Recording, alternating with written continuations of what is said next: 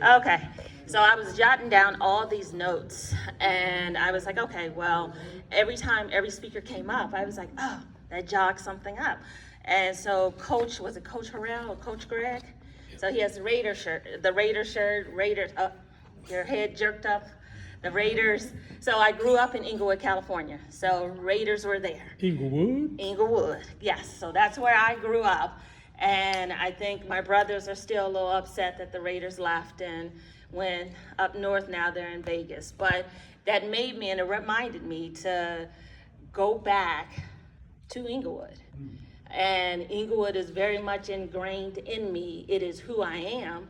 And, because that's where love started for me. So from, my parents and everything. So I have 4 siblings, so I related to what Alexander was saying about his siblings as well. So small house, lots of people in the house, lots of love, even though it was lots of fussing and fighting with siblings, lots of love. And so my parents, I would say, were my biggest champions. And so I don't even think I introduced myself. Hi, everyone. I'm Yolanda Sonnier, is my name. Currently, I serve as the administrator for the Office of Human Rights and Equity here in the county. Before that, though, I practiced law here for a number of years. And so I never thought about being an attorney until my dad said, when I was going away to school, he said, you should be an attorney. And I was like, why would I do that? And he was like, because of your mouth. And I was like, okay, so I guess he was thinking that I needed to do something constructive, because even then, anyone that knows me, I will speak up. I will say something. I am who I am, and I don't show up in the room as anyone else except for me. And that's all I know how to be. And so I was like, okay, sure. And so that's actually started my pathway in being an attorney.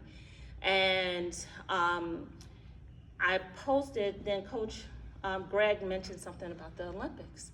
And I posted recently because I was sharing with someone how the impact of mentorship can have on someone. And so I started playing volleyball when I was in the 6th grade. I was the youngest one on the team. We sucked. We were just absolutely terrible. But what our coach did was he instilled the fundamentals of the game, having fun, working, to be better than you were, but at the end of the day, still having fun.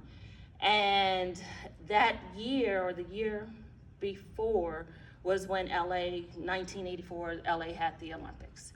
And so what I ended up getting from him, just kind of as encouragement, was this framed poster of the volleyball games from the 1984 Olympics. And so for me, even though he saw that as probably a very small gesture that he was giving to continue to encourage me, it grew my love for volleyball, which I actually still play today. So, but without, I think, planting those seeds of mentorship and encouragement, and that picture I still have, it's actually in my office. So if anyone was to come to my office, that picture is still framed in my office. And it's a reminder for me of giving back and mentorship.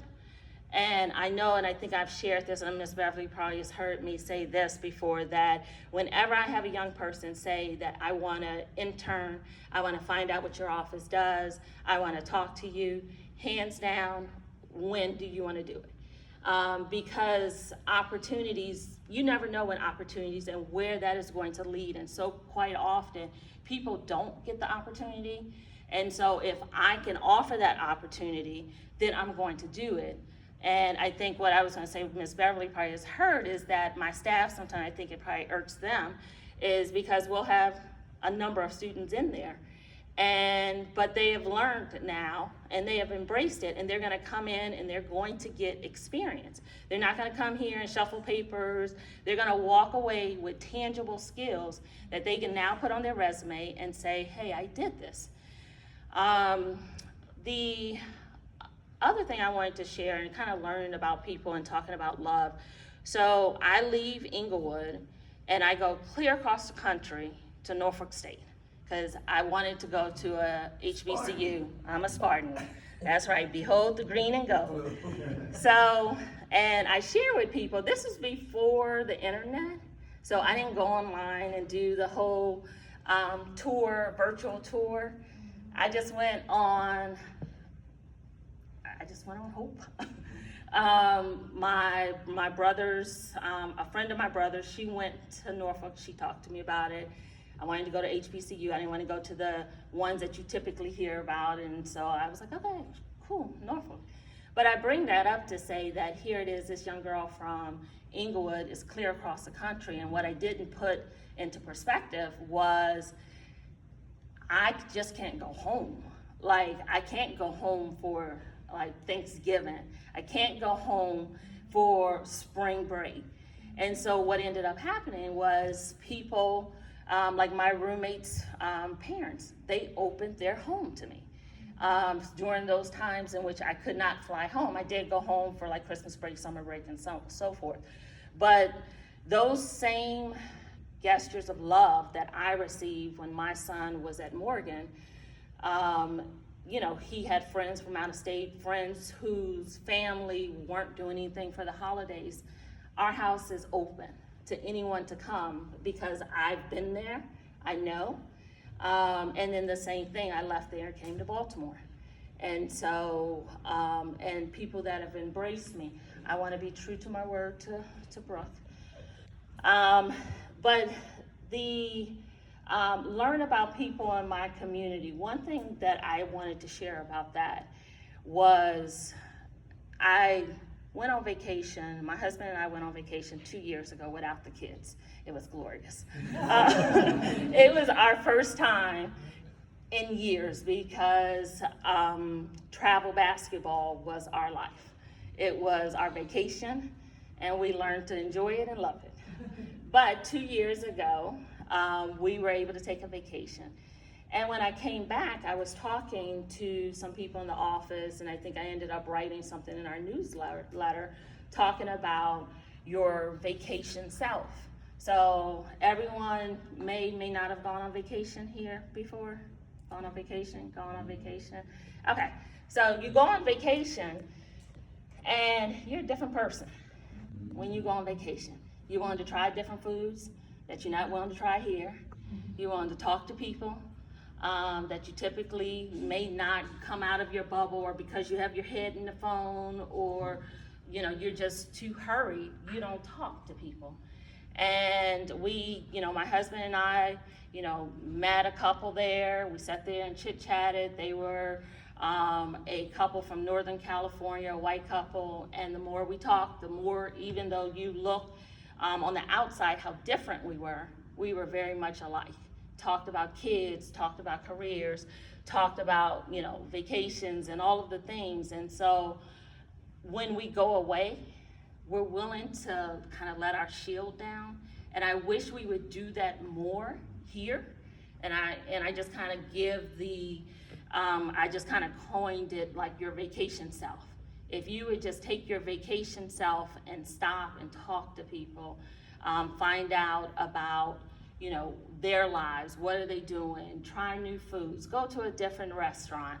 And AJ, I will say, as I was sitting there watching and listening to people and how everyone's story kind of intersects, like everything, like Alexander was saying something, and I was like, okay, like that touched me.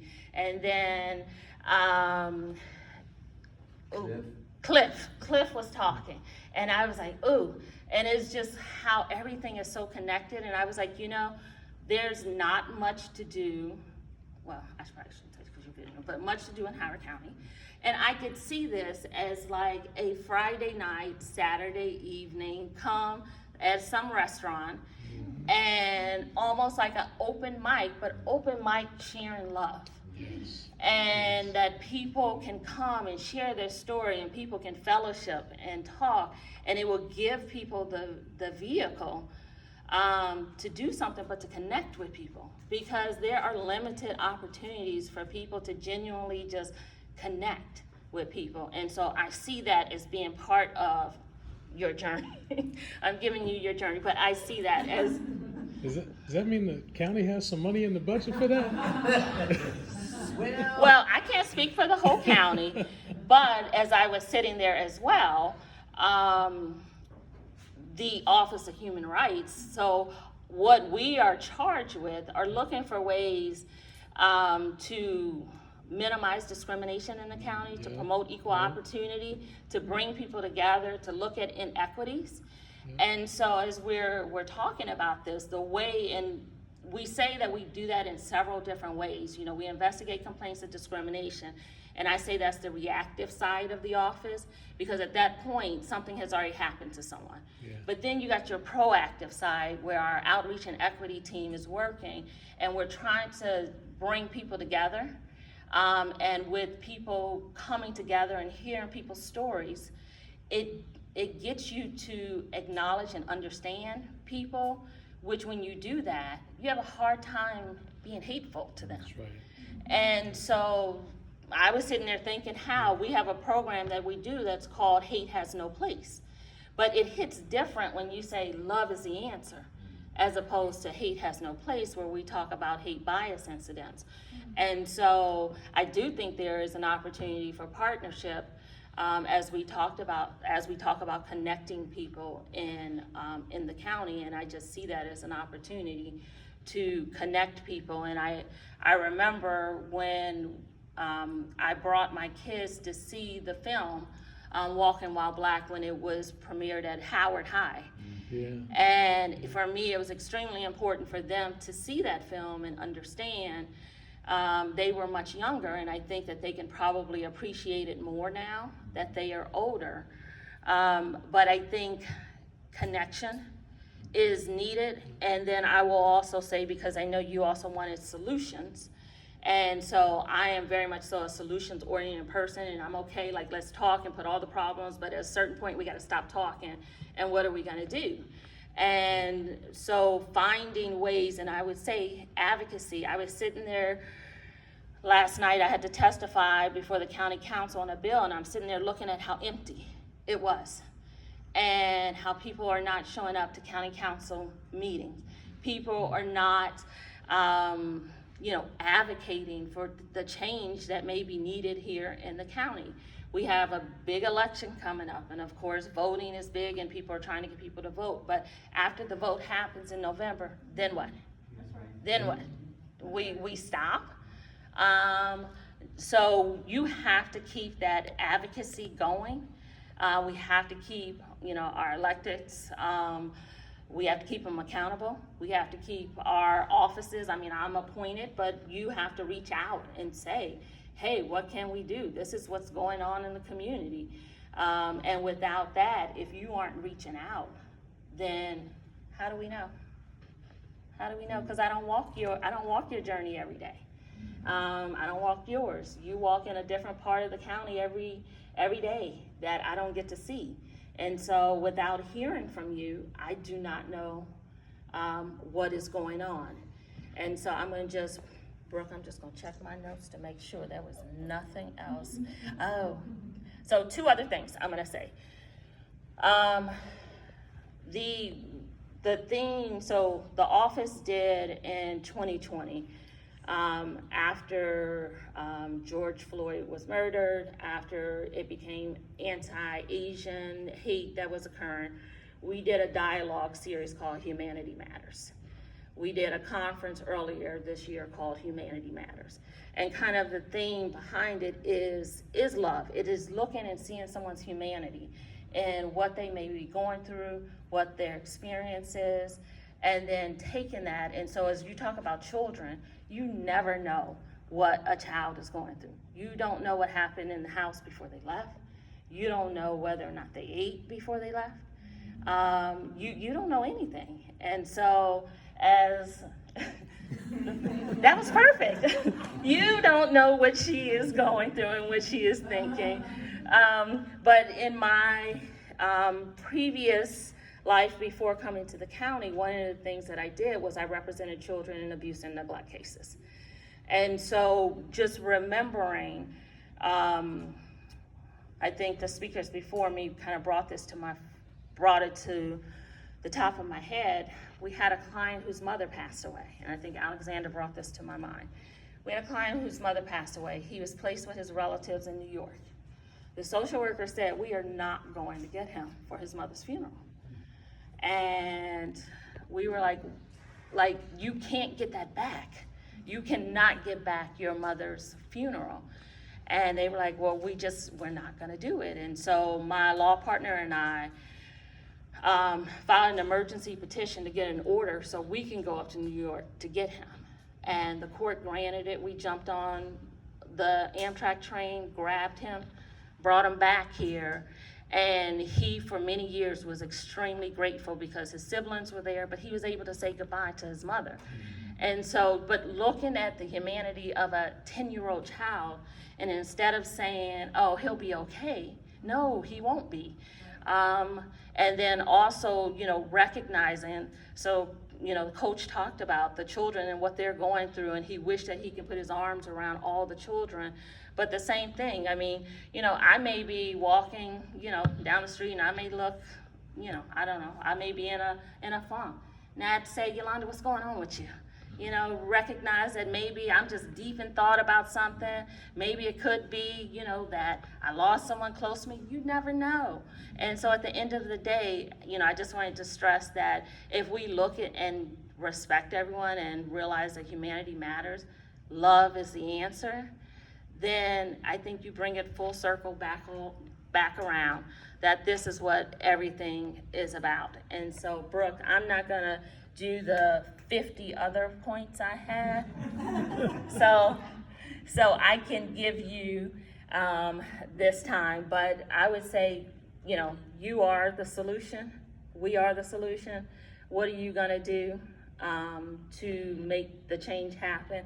I appreciate that you're out here trying to make change happen, and I am hopeful that the office, under my leadership at least, that we can partner and do, things together, because even if we change the hearts in this room, the hearts in this room are gonna leave this room, they're gonna talk to other people, change their hearts, and it's a whole movement that just keeps going, and we hope that would continue. So thank you for listening. Thank you.